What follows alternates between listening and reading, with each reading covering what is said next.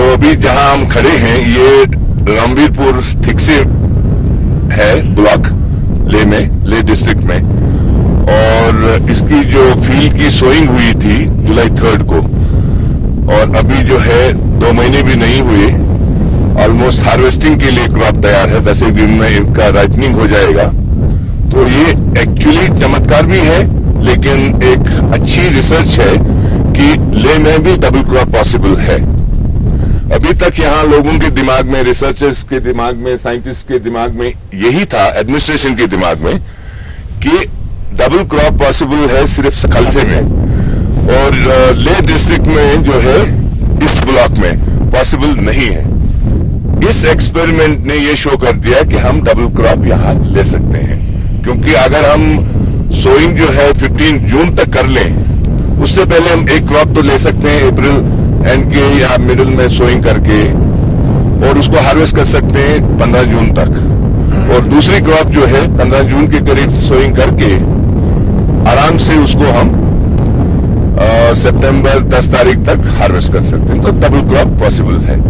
और यहाँ जो ये वैरायटी आप देख रहे हैं, ये दूसरा चमत्कार है, क्योंकि ये प्लेन की वैरायटी है, ये हाई ऑल्टीट्यूड की वैरायटी नहीं है। अब जब हम स्पेसिफिकली हाई ऑल्टीट्यूड की वैरायटी लाएंगे, उसका जो ग्रोथ होगा, उसका जो यील्ड होगा, इससे कहीं गुना अच्छा हो जाएगा। यहाँ भी जो हमें यील्ड लग रही है वो काफी अच्छी यील्ड लग रही है। आप अगर देखेंगे पॉड फॉर्मेशन जितना मैक्सिमम पॉसिबल है एक प्लांट पे, वो सारा हुआ है। और असली चीज जो यहाँ मुझे भी चौंका गई इस बार, जो हमारे सीड साइंटिस्ट थे दिल्ली में, जो हमारे साथ एसोसिएटेड हैं, उनका कहना था कि यहाँ पॉलिनेशन की बड़ी डिफिकल्टी हो जाएगी, क्योंकि डेजर्ट में पहली बार कल्टीवेशन हो रही है। पिछले 1000 साल में यहाँ कल्टीवेशन नहीं हुई है, तो हमें बम्बल बीज यहाँ इंपोर्ट करने पड़ेंगे। और इस बार जब हम लैंड करें यहाँ, तो डजन्स ऑफ बम्बल बीज, आप भी देख सकते हैं, कैमरा अभी फोकस करके, बम्बल बीज बिजी हैं डजन्स में, जो पॉलिनेट कर रहे हैं। अभी भी जो फ्लावर्स निकल रहे हैं, ये देखिए, ये बम्बल बी ही है, इस पे फोकस कर देंगे। अभी जो है इसका ये पॉलिनेशन का काम है। और हनी बीज आगे और देखेंगे तो वो हनी फॉर्मेशन भी यहाँ काफी अच्छी तरह से हो सकता है। सो ऊपर वाला जो है बड़ा मेहरबान रहा है, लोगों का बड़ा प्यार रहा है, और यहाँ जो लोग इसको देखभाल कर रहे थे, उन्होंने बच्चों की तरह इन पौधों को पाला है। ये पानी की यहाँ किसी तरह की कोई समस्या नहीं है? पानी की तो सभी ने कहा था कि यहाँ समस्या रहेगी, लेकिन यहाँ ऊपर वाले ने और ज्यादा मेहरबानी कर दी। जहां हमने निशान लगाया बोरवेल के लिए, वहीं पर पानी निकल गया, एक नहीं 2 जगह। तो उस पानी का उपयोग जो है, क्योंकि टोटल सैंडी है, आप दिखाएंगे यहाँ लोगों को, तो ये टोटल सैंड है। नीचे थोड़ा सा सिल्ट है, लेकिन ऊपर टोटल सैंड है। तो फ्लड इरिगेशन तो पॉसिबल नहीं है, और मैं खुद अगेंस्ट हूं फ्लड इरिगेशन के, क्योंकि उसके लिए लेवलिंग करना पड़ेगा। मैं नेचुरल कंटूर्स रखना चाहता था। तो हमने फिर जैन ग्रुप ऑफ इंडस्ट्रीज जो जलगांव से है, उनके साथ उनसे रिक्वेस्ट किया कि स्पेसिफिक हमें रेन गन, वो जो सामने है, तो वो रेन गन और एक छोटा सा स्प्रिंकलर सेट उन्होंने भिजवाया अपने इंजीनियर्स, हमारे हिसाब से जो है उन्होंने इसको इंस्टॉल किया। तो जो पानी निकल रहा था उसका बहुत अच्छी तरह से उसका उपयोग किया है। लद्दाख में जो एरिया है सारा हमारा, बेसिकली वहाँ पानी की प्रॉब्लम बहुत रहती है एग्रीकल्चर के लिए। तो क्योंकि आपने तो आर्टिफिशियल ग्लेशियर भी आपने डेवलप किया, और आप पहले व्यक्ति हैं यहाँ पे जिनको अवार्ड भी मिला इसके लिए। तो आप क्या देखते हैं पानी के बारे में? आप देखिए ना, आप एमएन मंटू साहब ने एक आप ऐसे ही टेक्निक यहाँ यूज कर रहे हैं जहाँ कम से कम पानी इसमें लगे। और देखिए ना, यहाँ अब एक तो स्प्रिंकल है, अभी ड्रिप इरिगेशन के लिए भी करना है, अब ये रेन गन है। तो इससे क्या होता है, क्योंकि पानी इसमें बहुत कम जाते हैं और एरिया ज्यादा कवर हो जाते हैं। ये तो मेरे ख्याल में लद्दाख के लिए एक बहुत बढ़िया एक स्कीम बन गया है, ताकि हमें तो पानी की तो बहुत शॉर्टेज है, यहाँ पानी की काफी हमें दिक्कत है। अब इस प्रोजेक्ट से मुझे ये यकीन आ रहा है कि अभी हमारे जितने भी जहाँ जहाँ पानी की कमी है, हम ऐसे स्कीम चला के उस उनका पानी का जो तभी तो इन्होंने जितना हमने एक्सपेक्ट किया उससे कई गुना ज्यादा निकल गया। बिल्कुल आप ये मेच्योर होने से बात, ये उससे भी अच्छा होगा, लेकिन हम ये सीड नहीं यूज करने वाले हैं, ये प्लेन्स की वैरायटी है। हाँ करेक्ट, इस क्लाइमेट में एकदम जर्मिनेट हो जाएगा। हो जाता है ये होता है। नहीं, नेक्स्ट ईयर उधर का जो एरिया दिख रहा है इसको डेवलप पूरे में तो उसमें हमें कम से कम 500 ट्रक गोबर खाद चाहिए। बड़ा है। थोड़ा सा इस वहां कह रहे थे इनको इंपोर्ट करना पड़ेगा, ऊपर वाले ने पूरा बटालियन भेज दिया। आपके फ्रेम में भी देखिए आपको अच्छी तरह साहब और उनके इंजीनियर नेक्स्ट ईयर के लिए ओवरहेड वाटर टैंक्स बनाने के लिए अंडर नरेगा उसको इस प्रोजेक्ट के साथ जोड़ रहे हैं। कैसे दूसरे प्रोजेक्ट्स जो है इसमें जुड़े, डेवलपमेंट प्रोजेक्ट के साथ जोड़ के, नहीं तो स्टैंड अलोन होता है ना, तो यहाँ रूरल डेवलपमेंट की उनका कन्वर्जेंस इस प्रोजेक्ट के साथ करेंगे। ठीक है, तो ये भी मिस्टर मांटू ने इनको सजेस्ट किया क्योंकि मिस्टर मांटू जो है एडवाइजर भी है काउंसिल के, और काउंसिल इस प्रोजेक्ट का पार्ट है। तो गवर्नमेंट के प्रोजेक्ट्स जहाँ जहाँ पॉसिबल हैं वो मिला रहे हैं कन्वर्जेंस। तो वीडियो साहब ये बताइए कि ये जो प्रोजेक्ट है रणवीरपुरा वाला जी एग्रीकल्चर प्रोजेक्ट है, बेसिकली सस्टेनेबल एग्रीकल्चर। आप इसमें आपके क्योंकि आप वीडियो हैं और आपके पास बहुत सारी योजनाएं हैं, नरेगा है, बहुत जवान, बहुत आपके पास प्रोजेक्ट होते हैं, उन प्रोजेक्ट को इस प्रोजेक्ट में कैसे आप जोड़ेंगे?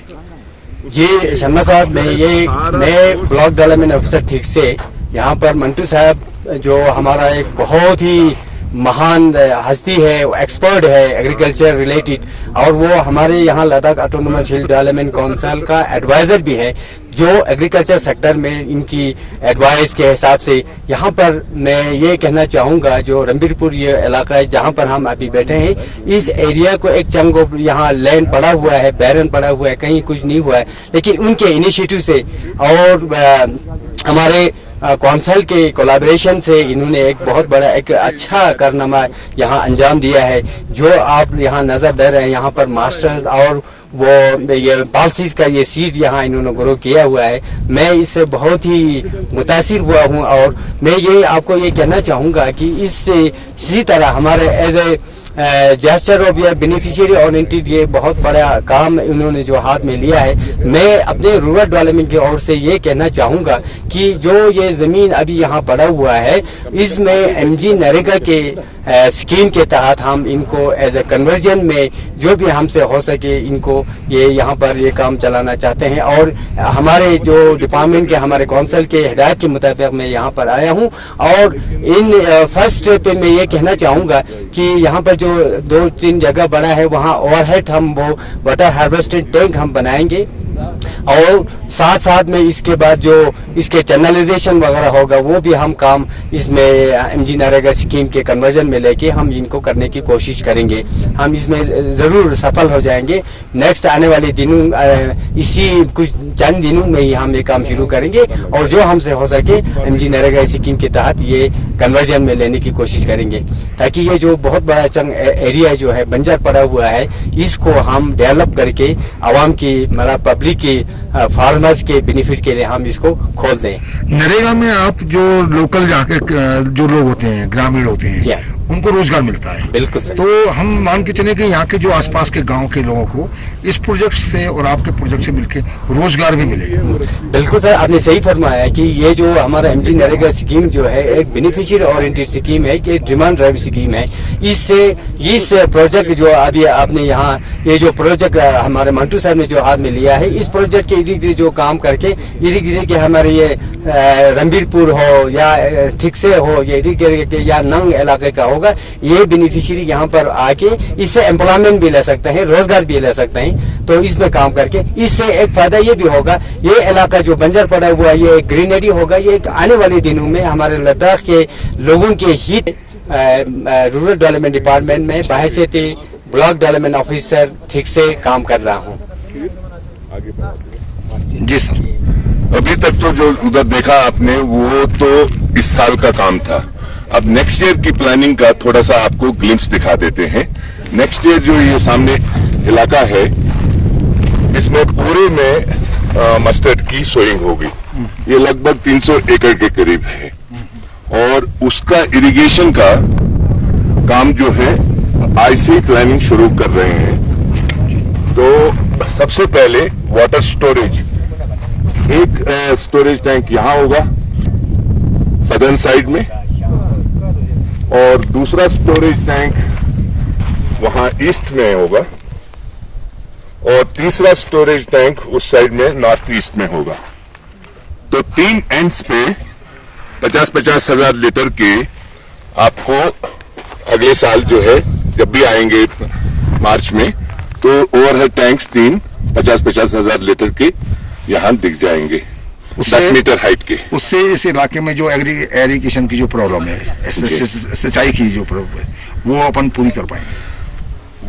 बिल्कुल, उसको फिर हमने माइक्रो इरिगेशन से यूटिलाइज करना है ताकि उसका एक एक बूंद का जो है प्रॉपर यूसेज हो जाए। उसके लिए अलग अलग सिस्टम्स होंगे जो आज देखा आपने, इससे भी इम्प्रोवाइज वर्जन अगले साल होंगे क्योंकि एरिया बहुत लार्ज होगा।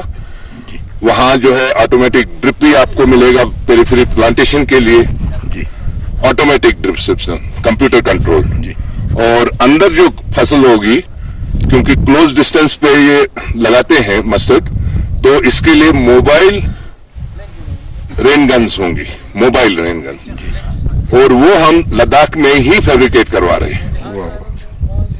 सो मेक इन इंडिया जो है मोदी जी का सपना है, मेक इन ले हो जाएगा, मेक इन ले और मेक इन इंडिया हो जाएगा।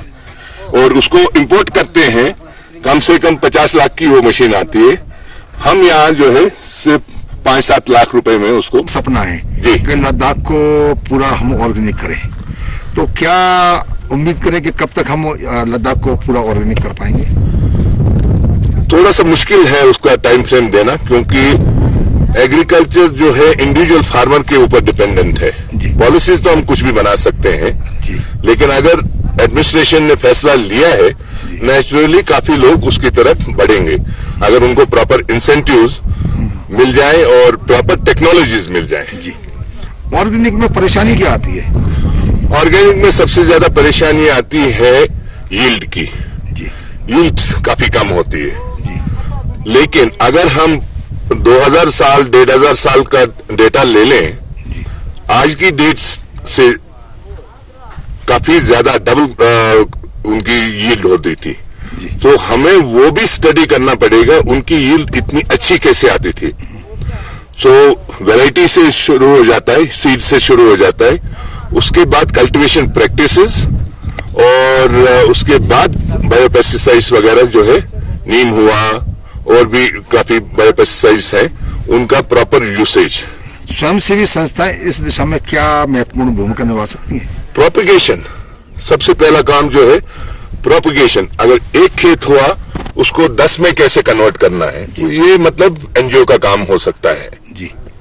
प्रोपिगेशन बहुत इंपॉर्टेंट है, प्रॉपर अवेयरनेस क्रिएट करना वो बहुत जरूरी है क्योंकि जो आदमी इस काम में लगे हुए हैं उनके पास उतना टाइम नहीं होगा जगह जगह जाके लोगों को समझाने का।